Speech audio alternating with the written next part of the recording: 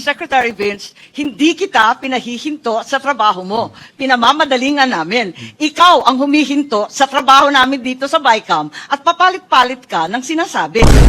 Ayan na, panoorin nga natin itong si Secretary Dizon kung paano niya sagutin yung pabago-bago niyang desisyon. Teka lang, sino kaya yung nagsasabi o nag-uutos sa kanya na tapyasan tapos nagbabago na naman pagdating sa BICAM, yung tinapyas gustong ibalik na naman. Nako, ang gulo nyo.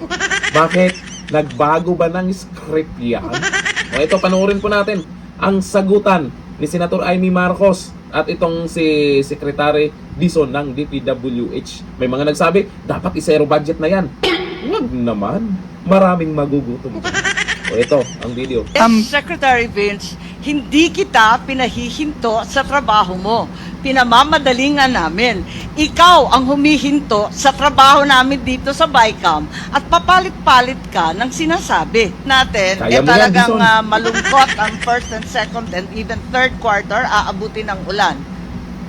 Yung tamang projection lang kasi nag-expect ng tao, dadagdagan, papabalik mo. Pagkatapos madidelay rin pala. Ano naman ang visa nun? Para kay pa?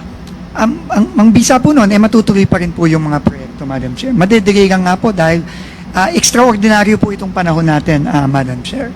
At tingin ko po, prudent din po, tama din po, na hindi muna magsimula ng early procurement. Dahil unang-una, hindi pa po sigurado kung ano ang mga project na papasa ng Kongreso. At ikalawa, Ano kasing meron? Bakit biglang nagbago ang desisyon? May press con pang nalalaman tong si Dizon. Tapyasan. O marami din namang naka-appreciate noon kasi ayaw din naman ng karamihan na magiging sobra-sobra ang magiging budget dyan sa DPWH. Kasi malamang, lalong tataba lang ang mga buhaya dyan. Meron pa yan. Tapos ngayon, pagdating sa BICAM, iba na naman yung gusto nila. Yung tinapyas na pinagyayaw-yaw nila na itong nakaraan, gustong ibalik naman. Sino yung pinaglolo ko ngayon? Yung mga tagapagtanggol dyan, na tuwang-tuwa nakaraan, eto, wala nang korupsyon na magaganap. Yung budget ng DPWH ay tinapyasan na. Ngayon, pagdating sa BICAM, gustong ibalik na naman. Ewan ko lang ba kung ano yung mga nasa isip na itong mga to sa bagay. Alam naman natin, nakaraan pa yung desisyon nila. Bumabaliktad-baliktad na.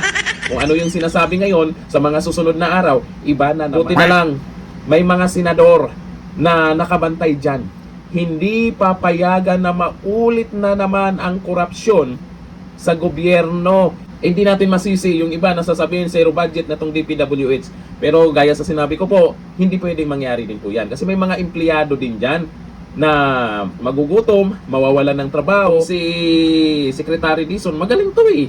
Magaling to noon. Hindi ko lang alam kung bakit nagkagaganyan na yan ngayon. Iba-iba na yung mga sinasabi, iba noon, iba na naman ngayon. Paano tayo maniniwala doon sa mga paliwanag niya?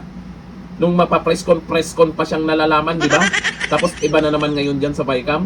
Buti na lang itong si Senator Amy Marcos. Kahit paano ay nandyan pa rin siya. Yung ibang mga senador dyan, magtulong-tulong kayo para naman hindi magiging negative lalo ang tiwala sa inyo ng taong bayan. Ipakita nyo na ayaw nyo sa korupsyon. Eto pa, si Attorney Rowena Guanzon, hindi nagpapahuli dito sa ginawa po ni Secretary Dizon dyan sa DPWH. Eto, nagyayaw-yaw din si Guanzon.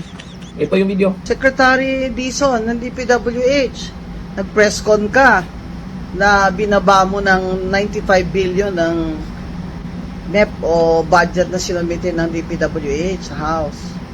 Sa BICAM, binalik nyo rin eh.